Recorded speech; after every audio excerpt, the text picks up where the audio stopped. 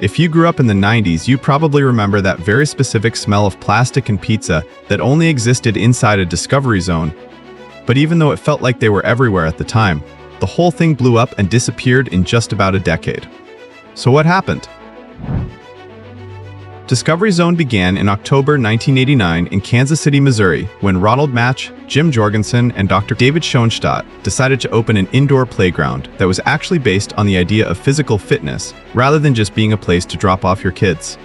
Jim Jorgensen was an entrepreneur who had been involved in the fitness industry, and he teamed up with a world-renowned gymnastics coach named Al Fong because they noticed that a lot of the kids starting beginner classes were significantly out of shape. They figured that if they could build an environment where kids were getting a workout without really realizing it, it would be a hit with parents who were becoming more worried about their children being sedentary in front of the TV. The early locations were actually relatively small, usually between 9,000 and 11,000 square feet, and they were anchored by what people in the industry call soft-contained play, which is just the technical term for those massive networks of tubes and mats. These facilities featured human-sized gerbil tunnels, roller slides, and those huge ball pits that everyone remembers, all packaged into a space that was meant to be a safe, indoor obstacle course. They even had a mascot named Z-Bop, who was this talking robot, and they managed to get tennis legend Billie Jean King involved as an early investor and vocal supporter, which really helped give the brand some athletic credibility right out of the gate. The growth was pretty immediate as they opened 15 stores in just the first 18 months, and by 1990, they were already starting to sell franchises to corporate executives and bankers who were looking for a way into the emerging edutainment market.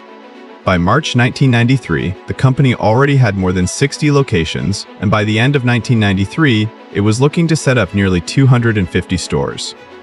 It wasn't long before the big players in the entertainment and fast food industries started to take notice because Discovery Zone was proving that you could make a lot of money by charging for active play.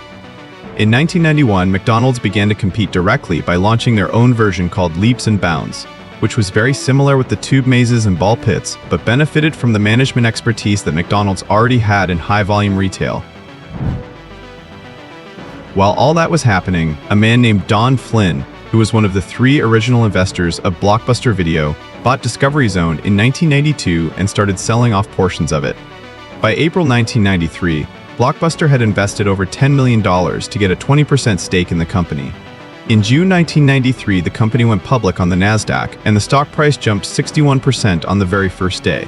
The company raised nearly $70 million, which it invested to open more locations at breakneck speed. The year 1994 was really the peak of the whole operation because Discovery Zone made a massive defensive move by buying out those 45 Leaps and Bounds locations from McDonald's for over $100 million in stock, bringing its total locations to more than 300. At the same time, Blockbuster increased its ownership to about 50%, and then Blockbuster itself was bought by Viacom, which effectively meant that the people running Nickelodeon and Paramount now had control over where you went for your birthday parties.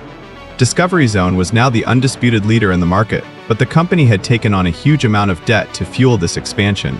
In order to service the debt, they needed to keep growing consistently, and that's where their troubles began. Quick pause. If you're enjoying this trip down memory lane, please hit the like button and subscribe to the channel. It helps out more than you know. By 1995, Viacom and Blockbuster had total control over the firm, and they immediately started firing a lot of the original key executives, replacing them with people from the video rental world. Now, managing a Discovery Zone is very different from running a video store, something Viacom was soon to find out.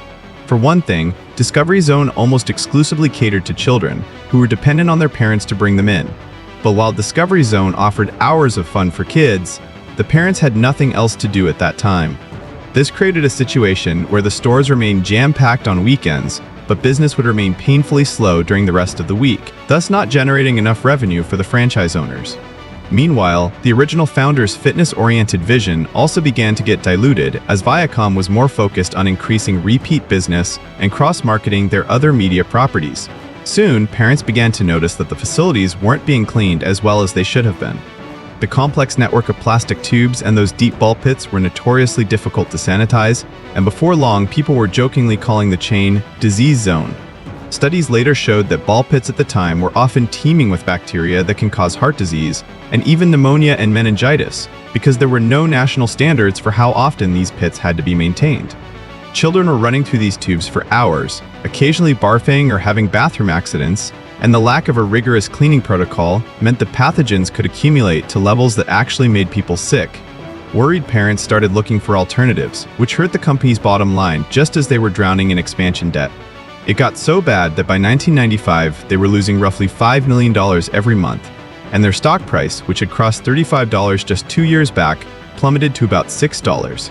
Soon, the company defaulted on its credit agreements, and by March 1996, Discovery Zone had to file for Chapter 11 bankruptcy protection, reporting debts of more than $360 million.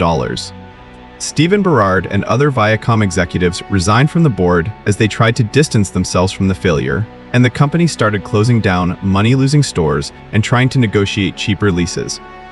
They did manage to emerge from that first bankruptcy in 1997 when a private equity firm called Wellspring Associates bought a controlling interest.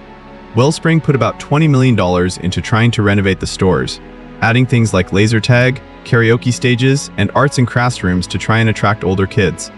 They even reduced the size of the megazone structures to make room for these new attractions. But the core issue was that the play experience was still fundamentally a static one that kids got bored with after a few visits. In fact, the addition of things like laser tag made the brand lose its focus on young children, which just made the marketing even more confused. By April 1999, the whole thing fell apart again, and Discovery Zone entered Chapter 11 for the second time, but this time it led straight to liquidation. The end was incredibly abrupt, as over 100 locations were closed overnight without any warning to the employees or the families who had booked birthday parties. People actually showed up to locked doors with signs saying the store was closed, effective immediately.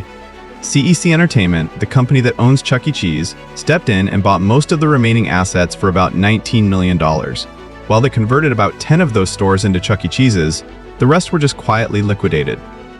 In early 2020, the brand made a small comeback when a completely separate family-owned company that grew up loving the original format decided to open a new location in the Eastgate Mall in Cincinnati. They tried to keep the same ethos but modernize it by replacing the risky ball pits with safer foam pits and using medical-grade disinfectants to avoid the disease zone reputation that killed the original chain.